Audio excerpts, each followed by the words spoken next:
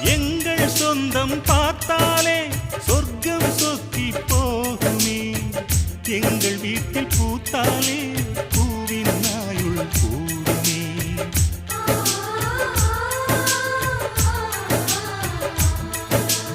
இரண்டு கண்கள் என்றாலும் பார்வை என்றும் ஒன்றுதான். உருவத்திலே தனித்தனிதான், உள்ளம் என்றும் ஒன்றுதான். ஒரு சேவல்தான் நடை காத்தது, இந்த அதிசயம் பாருங்கள். கண்ணனை வாழ்த்துங்கள்.